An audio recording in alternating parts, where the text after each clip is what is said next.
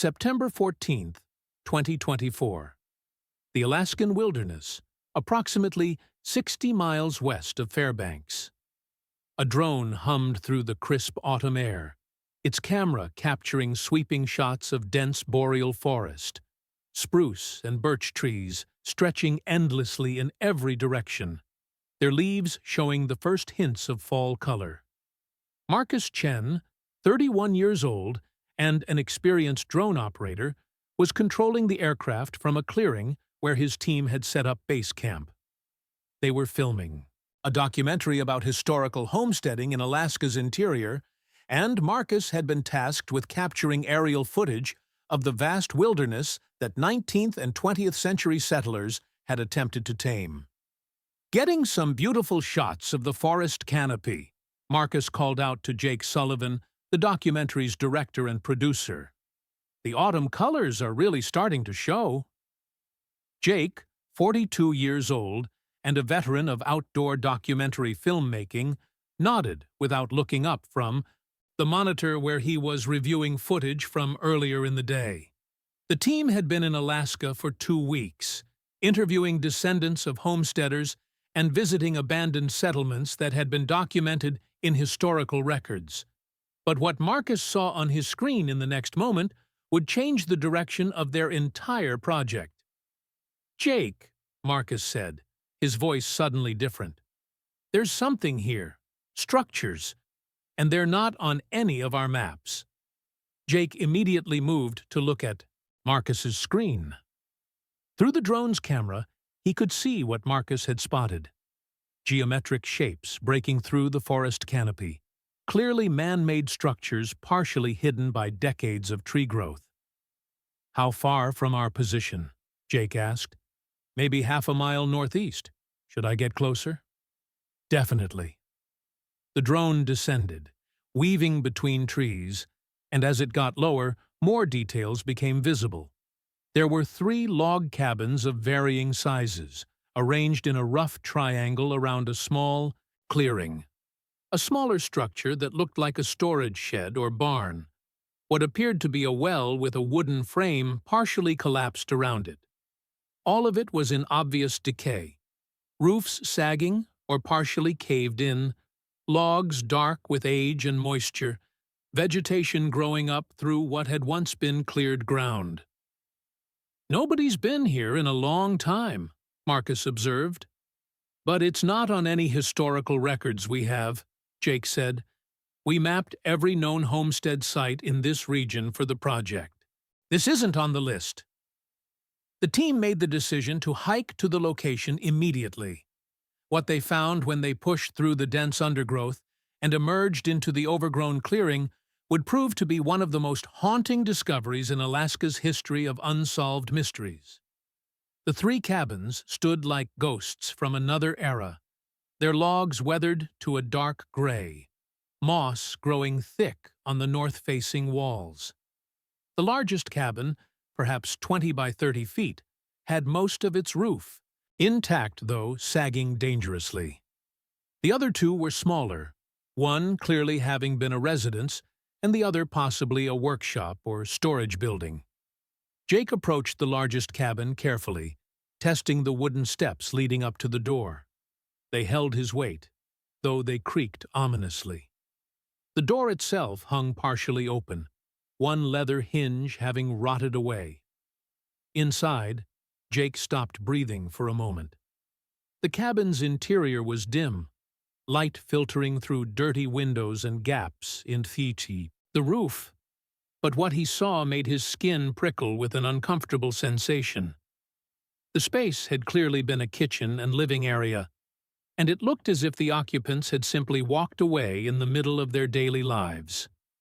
A wooden table still held plates and cups, now covered in decades of dust, bird droppings, and cobwebs. Silverware lay beside the plates as if someone had set the table for a meal and then never returned to eat it. Cast-iron pots sat on a rusted wood stove. Clothes hung on wooden pegs driven into the wall. Books lined a rough shelf.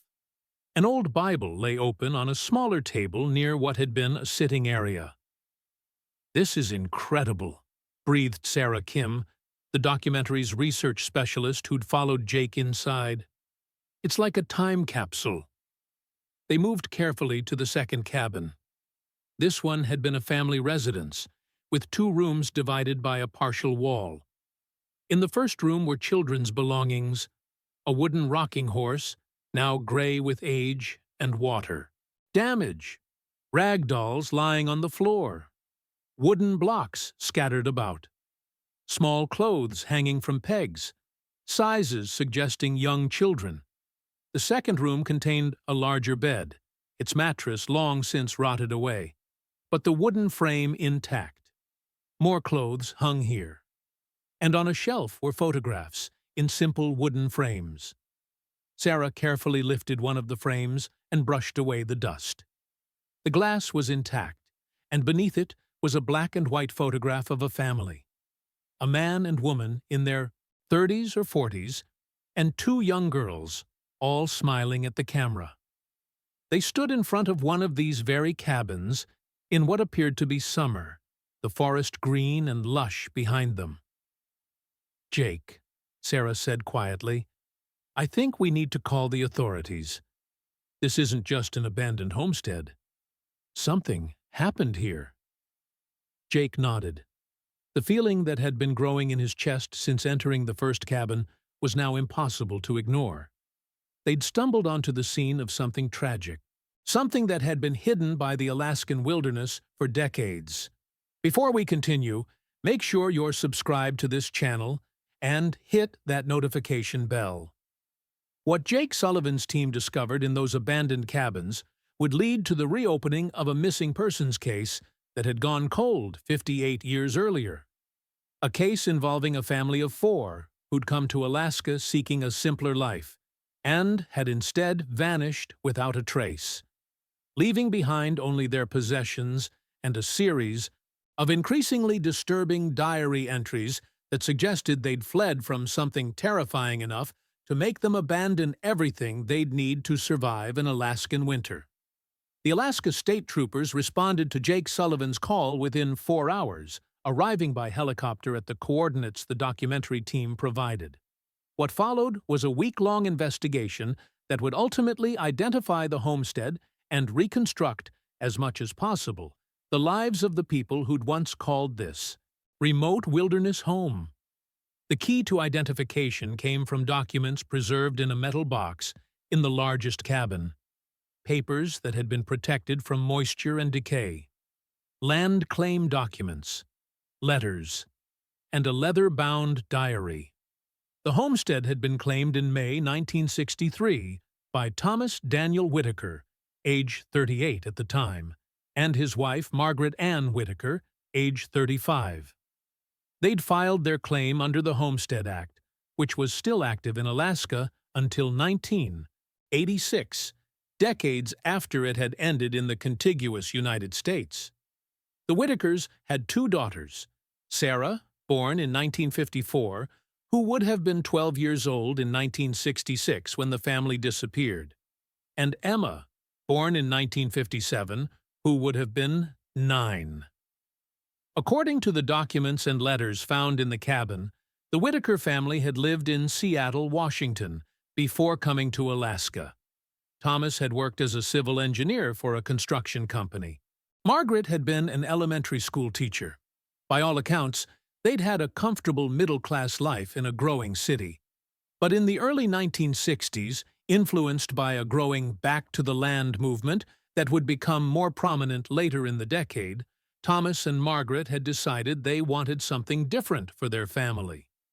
They'd wanted self-sufficiency, closeness to nature, a life where their daughters would learn practical skills and grow up understanding the value of hard work and the rewards of living simply. So they'd sold their house in Seattle, sold most of their possessions, purchased supplies and equipment, and traveled to Alaska, specifically to the interior, where land was still available for homesteading, and where, in their view, the harshness of the environment would make their accomplishments all the more meaningful. The letters found in the cabin, written by Margaret to her older sister Patricia, who'd remained in Seattle, painted a picture of those first 3 years in Alaska. The letters were remarkably detailed, clearly written by someone who understood that her sister worried about her and wanted to know that the family was safe and thriving. From the first summer, June 1963. We've been here almost a month now, and I won't lie to you, it's harder than I imagined. Thomas works from dawn until dark building our cabin, and I help as much as I can while watching the girls. Sarah is wonderful with Emma, keeping her entertained and out of the way while we work. The mosquitoes are absolutely terrible, worse than anything I could have imagined. But Patricia, when I stand here and look at what we're building, at the forest around us and the mountains in the distance, I feel like we made the right choice. From the first winter, December 1963. The cold is intense. I don't think I truly understood what winter in interior Alaska would be like. We've had temperatures below -30 degrees Fahrenheit for days at a time. But the cabin is holding up well. Thomas designed it carefully, with thick log walls and good insulation. We have enough food stored, and Thomas has been successful hunting. The girls are adapting better than I expected. Sarah helps me with homeschooling Emma, and they play together for hours, inventing games and making up stories. We're isolated, yes, but we're together, and we're strong. From the second summer, July 1964. This year has been so much better than last. We have a real garden now, and Sarah has learned to shoot. Not just target practice, but she went hunting with Thomas and actually brought down a rabbit. She was so proud. Emma is reading at a level beyond her age, and she's developed an impressive knowledge of the edible plants in this area. We built 2 more cabins this summer, one for storage and supplies, and one that will eventually be for the girls as they get older and need their own space. The letters continued, through 1965, documenting the family's growing confidence and capability. They described successful hunts, bountiful garden harvests, the challenges of preserving food for winter, and the deep satisfaction of knowing they were providing for themselves through their own skills and labor. Margaret also wrote about the isolation, acknowledging that it was difficult at times. "We haven't seen another person in 7 months," she wrote in March 1965. "Mail comes when the supply plane can land, which in winter isn't often. But in a strange way, it's brought our family closer together. The girls have each other, and Thomas and I have never been stronger as a couple. We rely on each other completely, and that creates a bond that's hard to describe." The last letter from Margaret was dated September 3, 1966. It was shorter than usual, and focused mainly on preparations for the coming winter. "We've had an unusual autumn," Margaret wrote. "Snow came in late August, which is early even for here. Thomas is concerned that we're in for a harsh winter, but we're prepared. We've preserved more food than ever before, we have plenty of firewood, and the cabins are in good repair. Sarah can shoot almost as well as Thomas now, and Emma has become quite skilled at identifying edible plants and herbs. They're growing into strong, independent young women, and I'm proud of them every day. If we don't write again before winter truly sets in, know that we're well and happy. We'll write again when the mail service resumes in the spring. Send our love to everyone.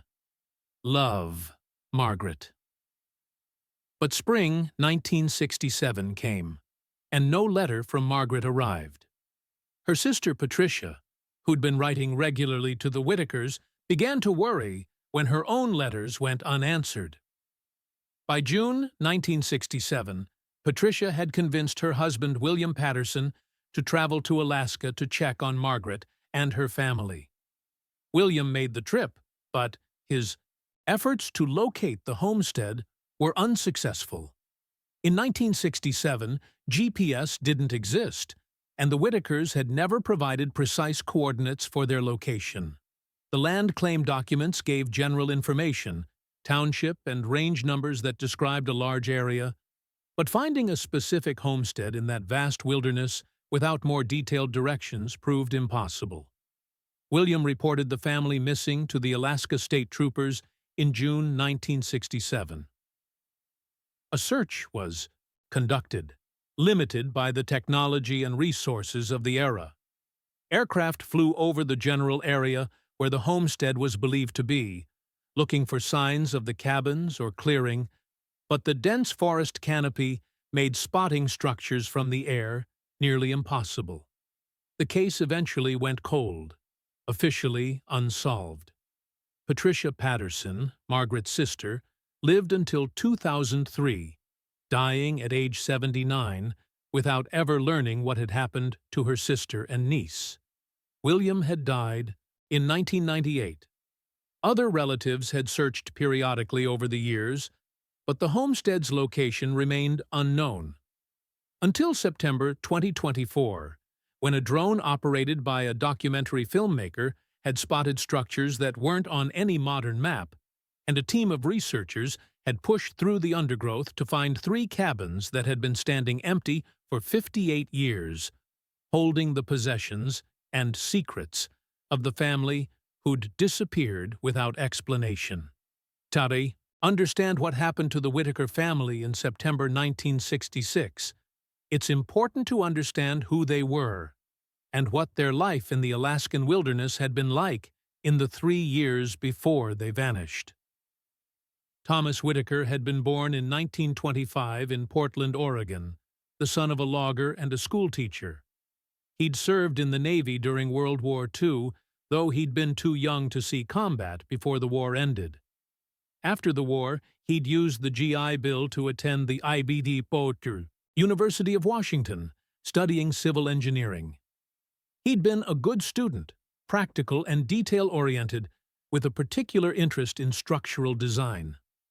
Margaret, born Margaret Ann Foster in 1928 in Seattle, had grown up in a middle-class family.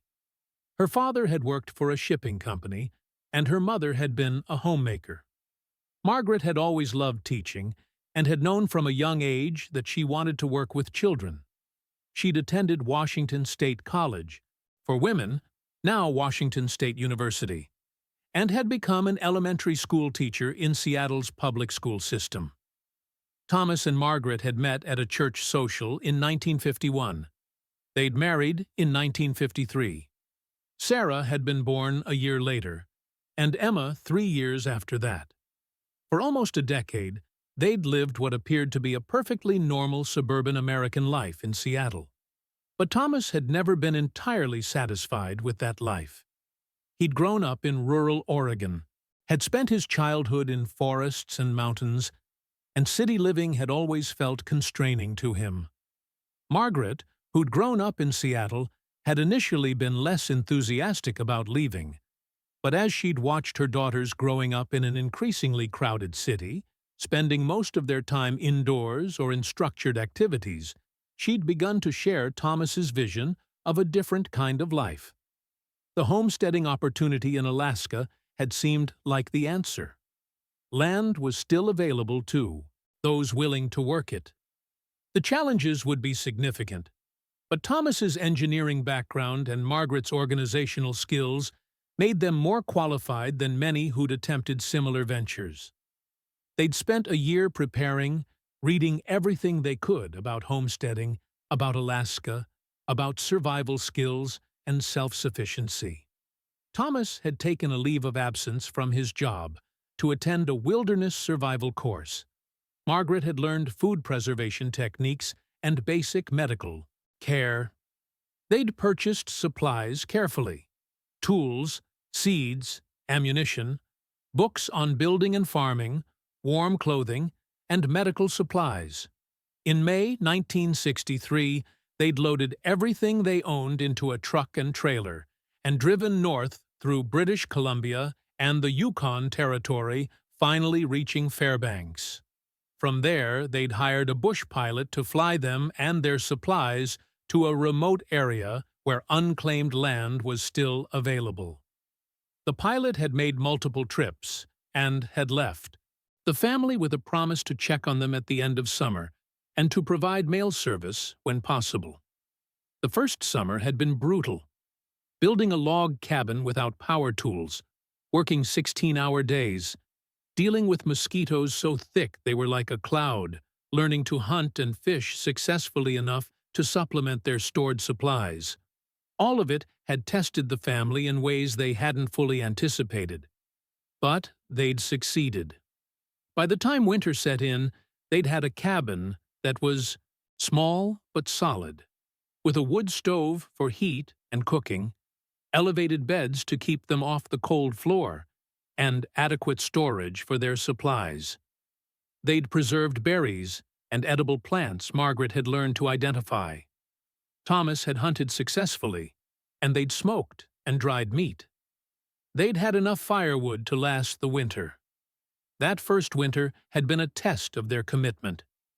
Temperatures regularly dropped to 30 or 40 below zero Fahrenheit. Days in December and January were only a few hours long, with twilight lasting for much of what would have been daytime. They'd been completely isolated, with no contact with other humans for over 6 months. But they'd not only survived, they'd grown stronger as a family. The letters Margaret wrote that spring reflected genuine happiness. "We did it," she'd written to her sister. "We made it through our first winter, and I know we can do this. The girls are thriving in ways they never would have in the city. They're learning real skills, developing real confidence. This is what we came here for." The second and third years had built on that foundation. They'd expanded their garden, building a greenhouse that extended their growing season. They'd constructed 2 additional cabins. They'd developed reliable hunting and fishing spots. Sarah had become genuinely skilled with a rifle, while Emma had shown a remarkable aptitude for identifying and gathering wild plants. The isolation had indeed been challenging at times. Margaret's letters mentioned missing her sister, missing the convenience of stores and medical care, missing the social interactions that came naturally in city life. But she'd also written about the profound satisfaction of the life they were building, the closeness of their family unit, and the beauty of the wilderness that surrounded them. "Sarah asked me yesterday if we'd ever go back to Seattle," Margaret had written in a letter from summer 1965. "She said she barely remembers it, and it doesn't seem real to her anymore. This is her home now, these forests and mountains. And I realized it's become my home too. Yes, we're isolated. Yes, it's hard work. But Patricia, I've never felt more alive, more purposeful. Thomas and I look at what we've built here, literally built with our own hands, and we know we made the right choice." By autumn 1966, the Whitaker family had been in Alaska for over 3 years. They were experienced now, confident in their abilities, prepared for another winter. They had no reason to believe that winter would be different from the previous 3, but something changed in those final weeks, and what happened next would transform their survival story into a mystery that would haunt Alaska for nearly 6 decades. The diary found in the Whitaker cabin belonged to Thomas. It was a leather-bound book, thick and well-made, that had been purchased before the family left Seattle. Thomas had used it to record practical information, hunting success, weather observations, construction projects, rather than personal reflections. His entries were typically brief and factual. The diary covered the period from May 1963 through September 1966. Most entries were mundane: cleared additional garden space, hunted north of creek, saw elk, repaired roof on storage cabin. Weather was mentioned frequently, as it was crucial to daily life. Heavy snow overnight, maybe 8 inches. First, real freeze, -10 degrees. But the entries from late August and early September 1966 were different. They showed a progression from routine observations to growing concern, to barely concealed fear. August 24th, 1966.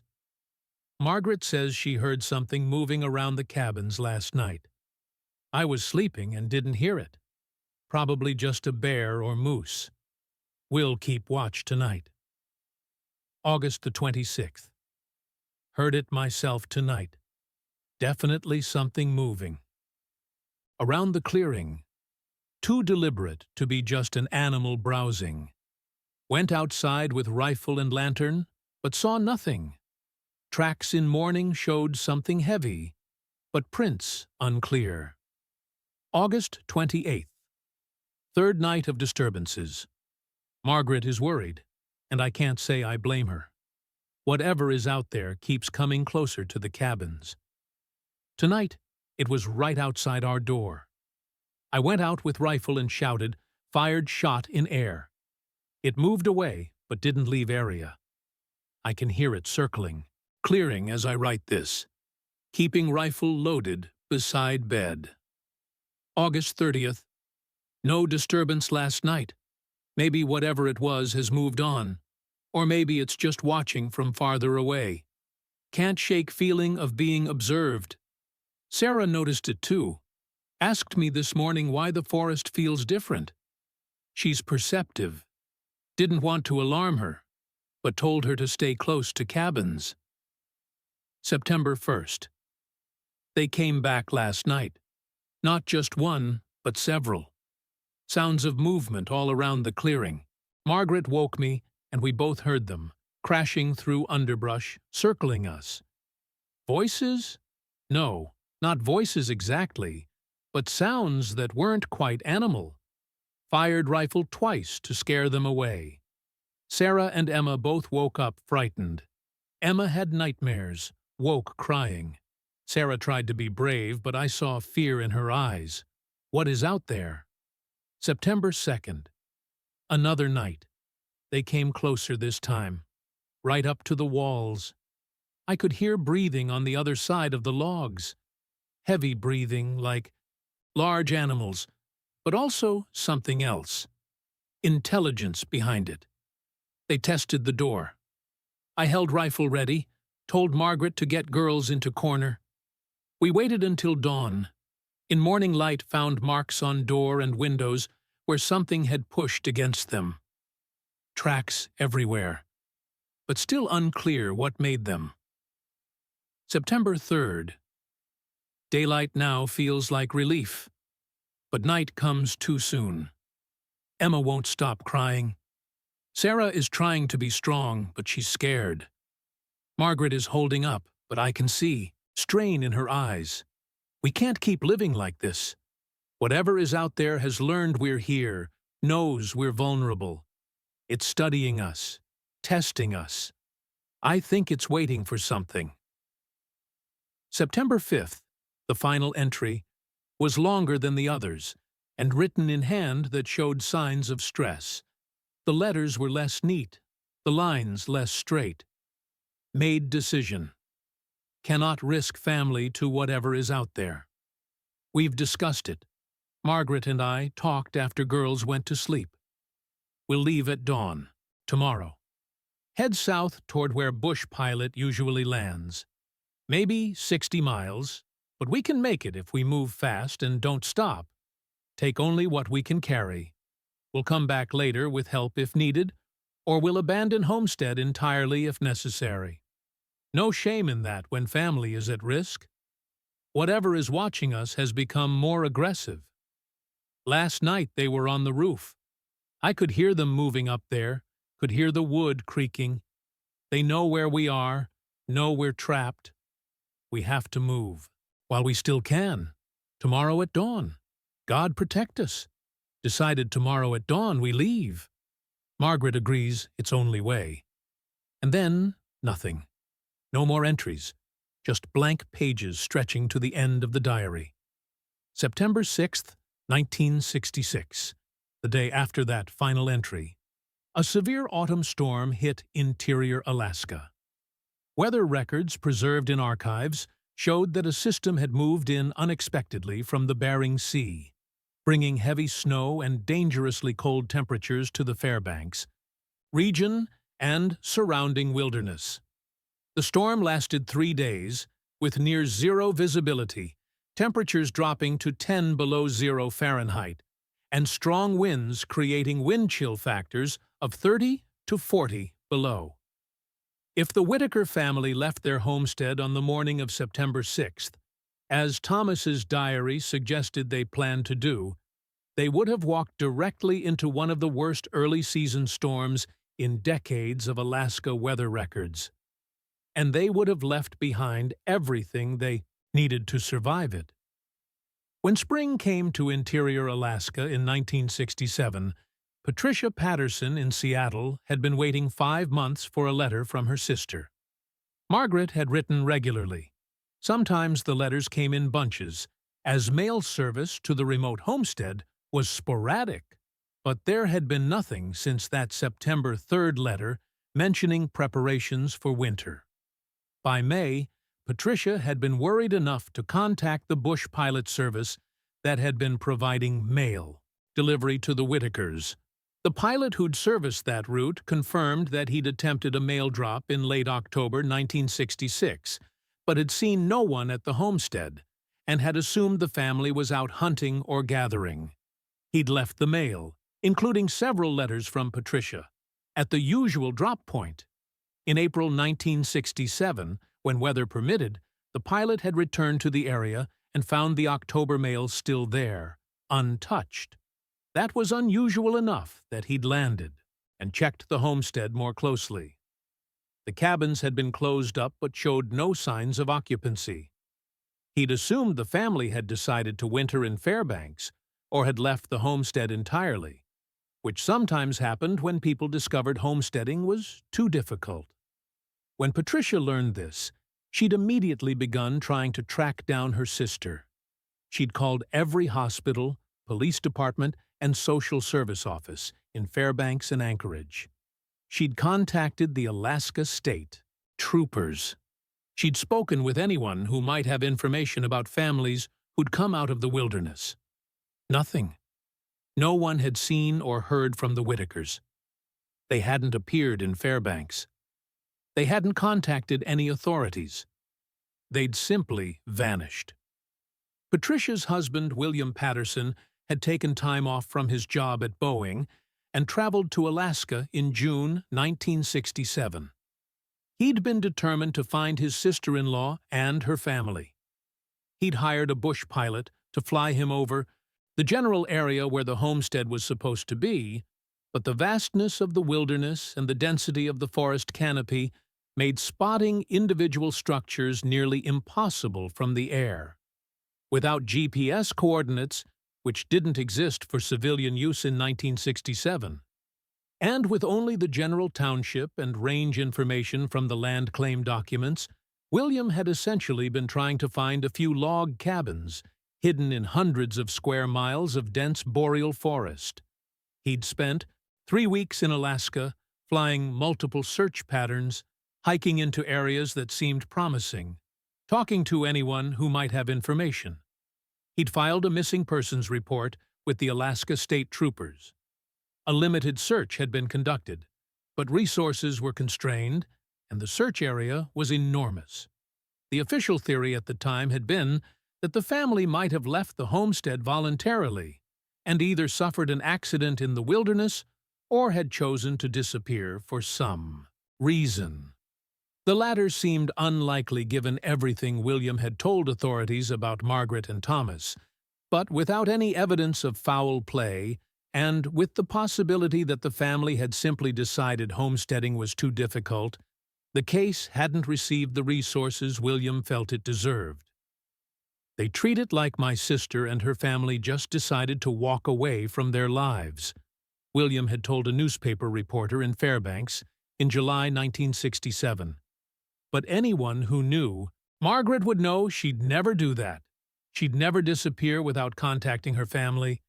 Something happened to them, and nobody seems to want to look hard enough to find out what. But looking hard enough in 1967, Alaska meant searching vast wilderness with limited technology. Aircraft could fly search patterns, but spotting anything under the forest canopy was nearly impossible. Ground searches could cover only small areas. And without a more precise location for the homestead, searchers had been looking for a needle in a haystack the size of several small states. By autumn 1967, with winter approaching and no new leads, the active search had been suspended. The case remained officially open, but was, for practical purposes, cold. Patricia and William hadn't given up. They'd continued searching for information, continued hoping that somehow Margaret and her family would be found. Patricia had kept every letter Margaret had ever sent her, reading and rereading them, looking for any clue about where exactly the homestead was located. "If I could just find where they were," Patricia had written in her own diary in 1969, "I could find out what happened to them. They're out there somewhere.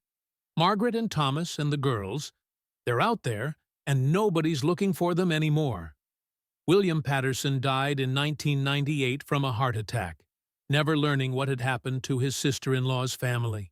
Patricia lived longer, until 2003, but she too passed away without answers. Their children, Margaret's nieces and nephews who'd grown up hearing about the aunt and cousins who'd disappeared in Alaska, had occasionally attempted to renew the search, but as decades passed, the trail grew colder. If Sarah and Emma Whitaker had survived somehow, they would have been 70 and 67 years old respectively in 2024. Investigators searched databases for women of those ages with those names, but found no matches that fit the profile. It seemed overwhelmingly likely that the girls, along with their parents, had died somewhere in the Alaskan wilderness in September 1966. But without bodies, without evidence, there'd been no closure, just the growing certainty that an entire family had vanished into the vast wilderness and would never be found. Until a drone operator for a documentary crew, searching for abandoned homesteads to film, had spotted structures hidden under the forest canopy, and investigators finally found what had eluded searchers for 58 years. The investigation that began when Jake Sullivan's team contacted the Alaska State Troopers in September 2024 was comprehensive in ways that hadn't been possible in 1967. Modern forensic teams descended on the site. Cadaver dogs were brought in to search for human remains, both in and around the cabins and in the surrounding forest. Ground-penetrating radar was used to scan for any buried remains. DNA samples were collected from personal items in the cabins for later comparison if any remains were found or if living relatives needed to be identified. The cabins themselves were documented thoroughly. Every item was photographed in place before being carefully catalogued and, in some cases, removed for analysis. The process took over a week, with investigators working carefully to preserve what had become, effectively, a time capsule from the mid-1960s. What they found painted a picture that was both mundane and haunting. The family had clearly been living a normal daily life right up until they'd disappeared. The dishes on the table suggested they'd been set for a meal, probably breakfast, based on what looked like the remains of porridge in one of the bowls. The table had been set for 4, 2 larger plates and 2 smaller ones, corresponding to 2 adults and 2 children. In the storage cabin, investigators found the preserved food Margaret had mentioned in her letters. Mason jars lined wooden shelves, vegetables, berries, some kind of pickled meat. Most of the jars had broken over the decades as their contents had frozen and thawed repeatedly, but some remained intact. It was enough food to sustain a family through a harsh winter, exactly as Margaret had written. The firearms Thomas had mentioned in his diary were found in the main cabin. A Winchester Model 70 rifle in .30-06 caliber and a Remington 870 shotgun, both showing significant rust and corrosion after 58 years of exposure to Alaska's temperature and humidity cycles, but still recognizable as the tools they'd once been. Boxes of ammunition were present, though many of the cartridges had deteriorated over the decades. These were items that had been essential for survival in the wilderness, yet they'd been left behind.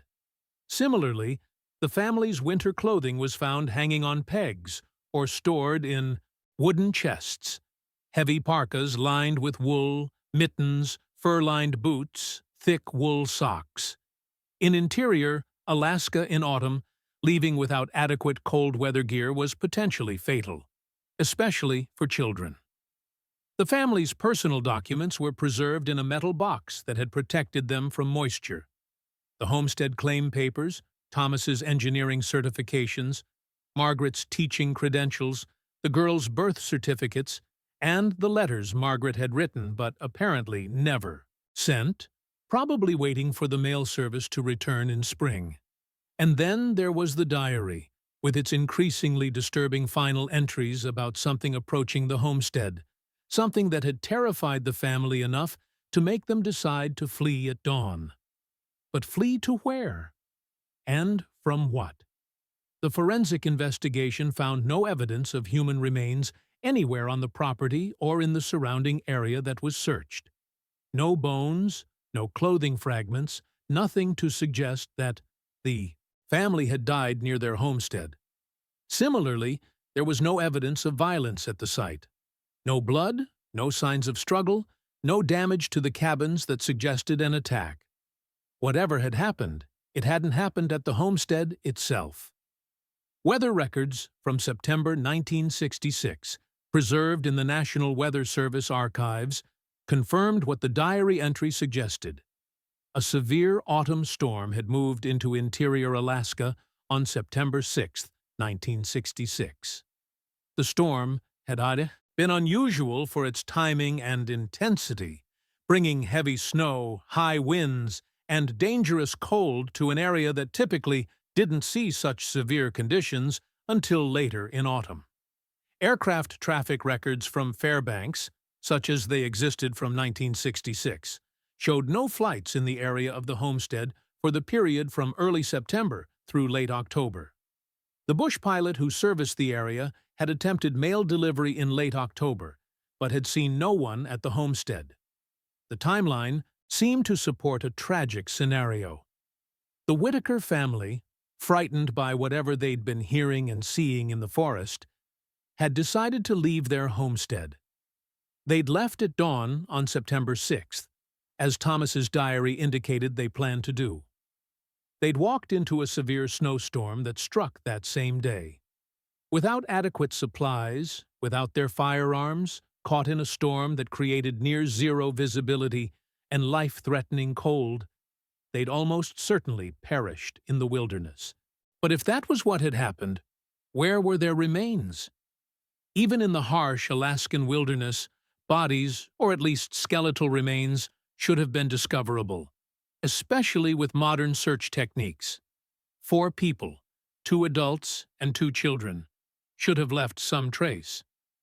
The investigation expanded to include searches along possible routes the family might have taken.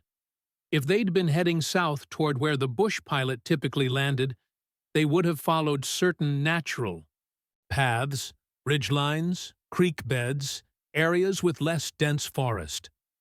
Search teams covered these routes, cadaver dogs worked the areas, but nothing was found. 60 miles through Alaskan wilderness was a significant distance under the best conditions. For a family, including a 12-year-old and a 9-year-old, carrying whatever supplies they could manage, it would have been at least a 3- or 4-day journey. If they'd left on September 6th and been caught in the storm that day, they might have made it 10 or 15 miles before conditions became impossible. But exhaustive searches of that radius from the homestead turned up nothing. The Alaska State Troopers' investigation remained open through the end of 2024, but by December, investigators were running out of new avenues to explore. They'd done everything possible with modern technology and had found nothing that definitively explained what had happened to the Whitaker family. Several theories emerged from the investigation, none of them entirely satisfactory. The most straightforward theory was that the family had left the homestead in response to whatever they'd been hearing in the forest, possibly a bear or other large predator that had become unusually aggressive. They'd left with minimal supplies, intending to reach help quickly and then return with assistance. They'd been caught in the September 6th storm and had perished in the wilderness. Their remains were either scattered by animals over the intervening 58 years, buried under accumulated forest debris, or located in an area that hadn't yet been thoroughly searched despite investigators' best efforts. This theory had the advantage of being straightforward and consistent with the known facts, but it required accepting that 4 bodies had vanished completely from an area that had been searched repeatedly with modern technology. It also didn't fully account for why the family would leave without their firearms and warm clothing. Thomas was experienced enough to know that leaving those items behind was extremely dangerous. A second theory suggested that the sightings and sounds mentioned in Thomas's diary had been other humans, possibly criminals or drifters living in the wilderness who'd been hostile to the Whitaker family. The family might have been chased away from their homestead, pursued into the wilderness, and killed by these unknown people. The bodies might have been deliberately hidden or destroyed. This theory explained why the family might have fled without adequate supplies. They'd been running from an immediate threat to their lives, but it required accepting that hostile individuals had been living in extremely remote wilderness and had successfully hidden all evidence of their crime for nearly 6 decades. It also didn't explain why these hypothetical criminals hadn't taken valuable items from the homestead, particularly the firearms and ammunition. A third theory, more speculative, suggested that the family might have experienced some kind of psychological crisis. The isolation, the approaching winter, perhaps some illness or environmental factor like carbon monoxide from their wood stove could have caused irrational behavior. The family might have fled the homestead in a state of panic or confusion, not thinking clearly about what they needed to survive. They'd perished in the wilderness as a result. This theory explained the seemingly irrational decision to leave, without essential supplies, but it required accepting that an entire family had simultaneously experienced symptoms severe enough to cause flight, but not severe enough to immediately incapacitate them. It also didn't account for Thomas's diary entries, which suggested concern but not irrationality. A fourth possibility, one that investigators couldn't entirely rule out, was that the family had indeed survived their flight from the homestead. Perhaps they'd been rescued by someone, another homesteader, a trapper, a pilot who'd happened to be in the area. Perhaps they'd reached civilization but, for reasons unknown, had chosen not to reveal who they were or contact relatives. This theory would explain the lack of bodies, but it required accepting that an entire family had disappeared into new identities and had never contacted worried relatives for 58 years. It also required explaining why no one had returned to the homestead to collect valuable possessions, particularly personal items like photographs and documents. None of these theories was fully satisfactory. Each required accepting improbable elements or unexplained details. What remained certain was only the physical evidence: 3 cabins in the Alaskan wilderness, abandoned for 58 years. Possessions left behind as if the occupants had simply walked away. a diary with increasingly disturbing final entries about something approaching, something that had terrified a family experienced in wilderness, survival, and 4 people who'd vanished completely, leaving no trace except for the life they'd built and then abandoned. For the documentary filmmaker Jake Sullivan, the discovery had transformed his project completely. What had been planned as a historical overview of homesteading in Alaska became a focused examination of one family's tragedy, one unsolved mystery that captured something essential about Alaska's character: the beauty and danger of a wilderness so vast that people can simply disappear into it and never be found. The cabins themselves would be preserved, at least for a time. The Alaska Department of Natural Resources designated the site as having historical significance, and discussions began about possibly stabilizing the structures and creating some kind of memorial to the Whitaker family. Sarah and Emma Whitaker's surviving cousins, the grandchildren of Patricia and William Patterson, were contacted by investigators. They provided DNA samples that were entered into databases in case any remains were ever discovered. They also shared their family's memories of Margaret and her husband and daughters, contributing to a more complete picture of who the Whitakers had been before they'd disappeared. "My grandmother never stopped looking for them," one of the cousins told investigators. "She talked about them until the day she died. She always believed that if she could just find where they'd been, she could understand what happened to them." And now, 58 years later, someone finally found the place. But we still don't understand what happened. We still don't have any real answers.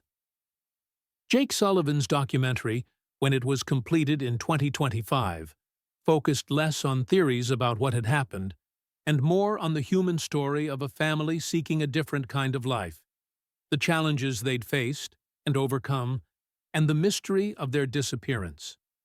The film included readings from Margaret's letters and Thomas's diary, bringing their voices to life for an audience that would learn about them almost 6 decades after they'd vanished. The film ended, not with answers, but with questions, and with images of the empty cabins standing in the clearing, slowly being reclaimed by the wilderness that had hidden them for so long. What had Thomas and Margaret heard moving around their homestead in those final nights? What had they seen that frightened them enough to make the desperate decision to flee without adequate supplies? Why had they left their firearms behind, the tools that were essential for survival in Alaska? And most haunting of all, where had they gone? If they died in the wilderness, as seemed most likely, why had no trace of their remains ever been found? The Alaska wilderness keeps many secrets. Some of those secrets are eventually revealed when the land gives them up, when a glacier retreats to reveal the body of a climber who disappeared decades earlier, or when erosion exposes a crash site that had been hidden for generations. But some secrets, it seems, the wilderness keeps forever. The Whitaker family joined the list of Alaska's unsolved mysteries, people who'd walked into the vast wilderness and never returned, their fates unknown, their final days a matter of speculation and theory rather than known fact. In the cabins they'd left behind, their possessions remained: the dishes set for a breakfast that was never eaten, the books they'd read by lamplight through long winter evenings, the photographs that showed them smiling and confident in their new life, and in Thomas's diary, that final entry, written in a hand that showed the stress of fear: "Decided tomorrow at dawn we leave. Margaret agrees it's only way. God protect us." What they'd hoped to escape from, and what they'd found instead in the September storm that had struck the day they'd chosen to leave, would perhaps never be known. They'd set out seeking a simpler life, closer to nature, away from the complications of modern civilization. And in the end, the wilderness they'd chosen had claimed them, completely and utterly, leaving behind only questions and the empty structures that had once sheltered their dreams.